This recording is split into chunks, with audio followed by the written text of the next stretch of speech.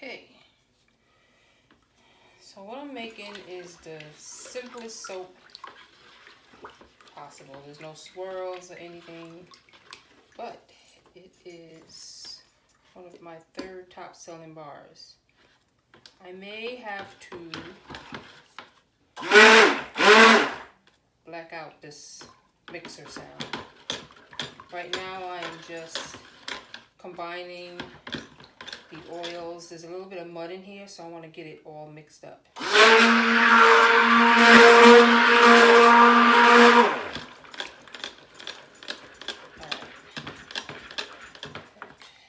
was cool.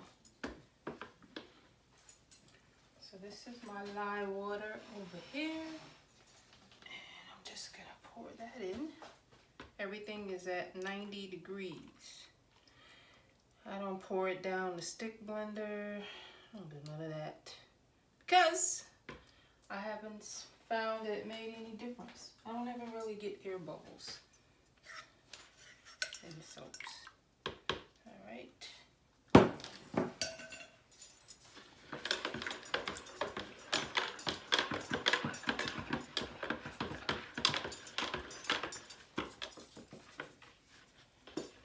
I have this mixer is oyster, but the bad thing is that each time that you want one of these, you have to buy a brand new one. So I have a bunch of motors, but so when it does kind of conk out, I've only, in my whole 10 years, I've only had 3 motors conk out. So I just keep replacing this, that's it.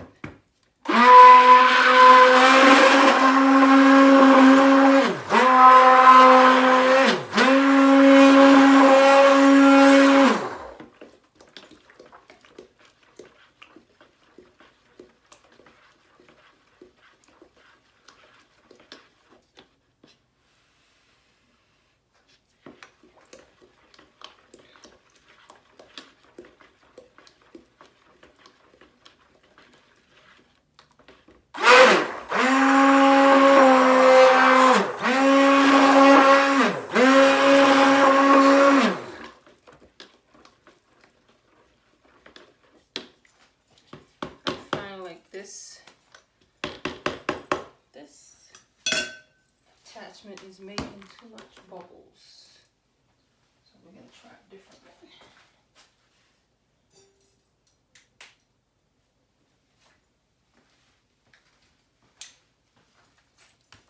Let's see if this one works better.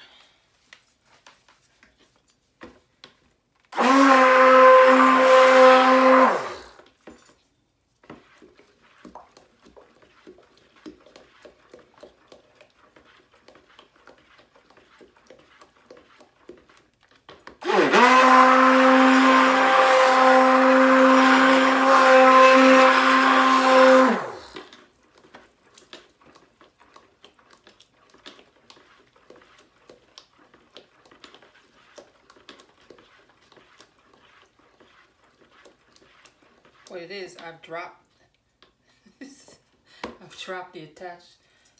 these things, and it split, so it's probably why it's making the bubbles. But that's my essential oil blend. Pouring that in.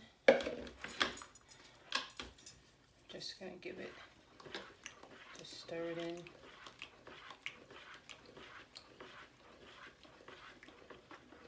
I found that when I was making this bar, without adding the mud, it would, when I cut it, it had a lot of like spots on it.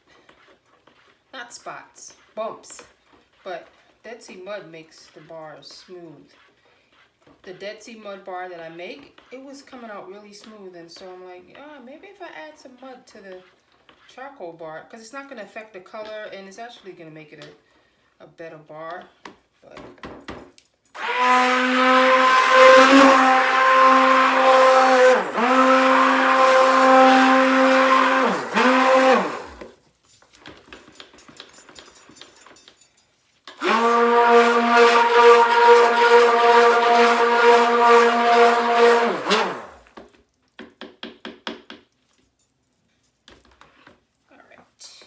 gonna pour this in the mold. I don't usually make videos, so I said I will start with the most simple thing, the simplest thing. And I haven't made soap since February. And we've been working from home since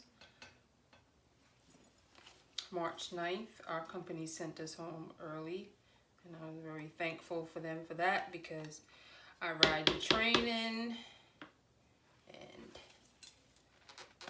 I was just looking at people when they were coughing, and it was a little scary.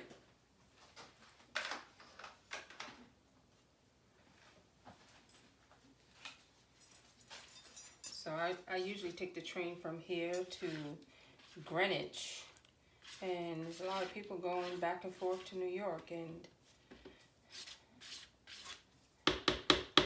just a little scary.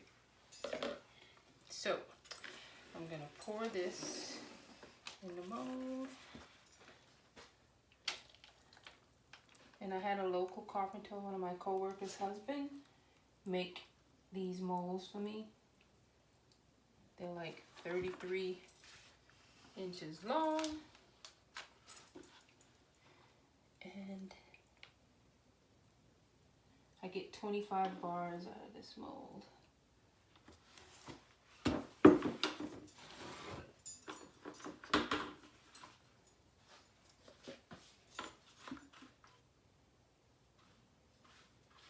As you can see, it is thickening up.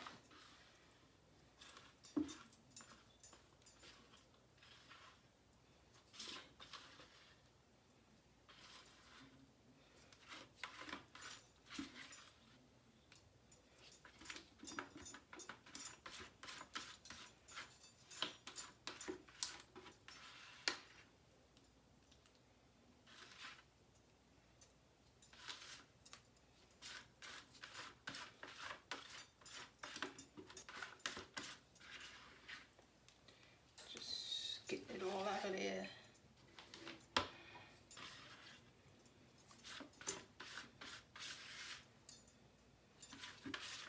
I was running a sale in the website, and I sold like 20 of these, so I don't want to run out because it is a popular bar. Let's get this mess out of here.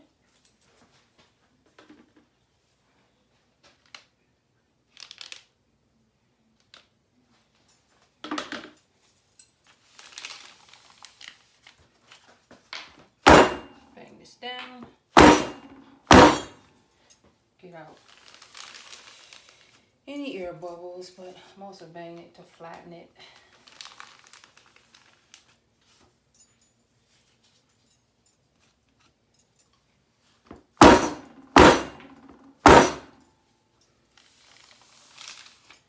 And I don't leave my bars flat. So I have to sculpt the top. We're just going to see if it's ready.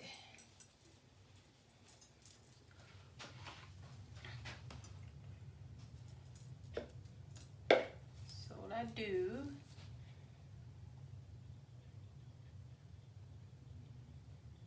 I just pull it over. Everybody does this, but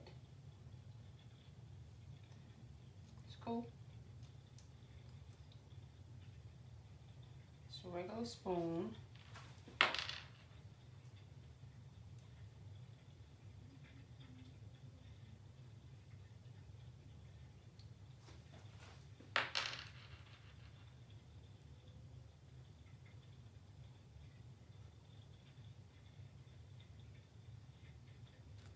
It's just giving it some texture.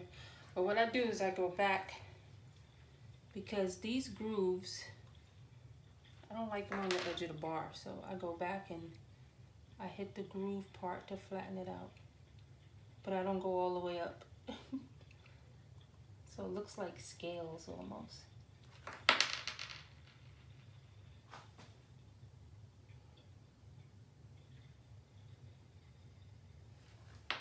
And I'll bring you in closer when I'm done to show you what I mean.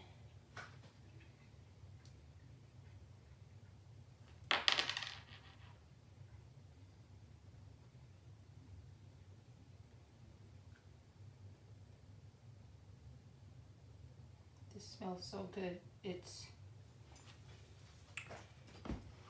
eucalyptus, lemon, tea tree,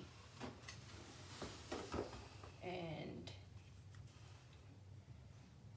peppermint. We go back again on this side.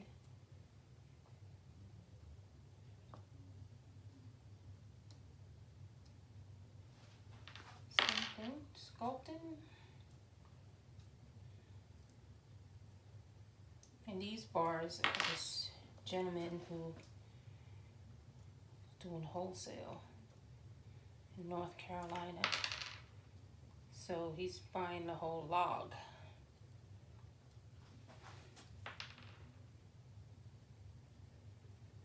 Uncut.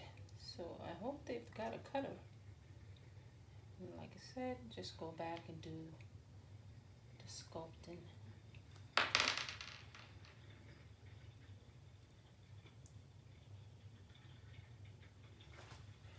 It's hard to see where I did the first mark because it's all black, but yeah.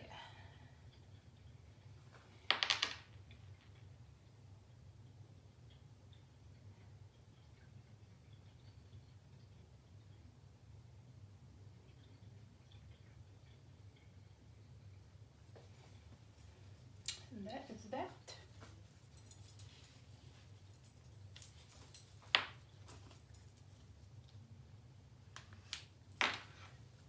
And I'll cut this next 2 days. So I have to make oatmeal and I have to make Accra. That's his, he ordered 75 bars. But that is that. And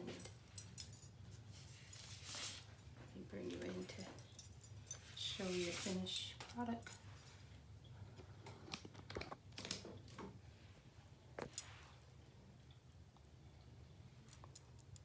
Okay, let's turn this around.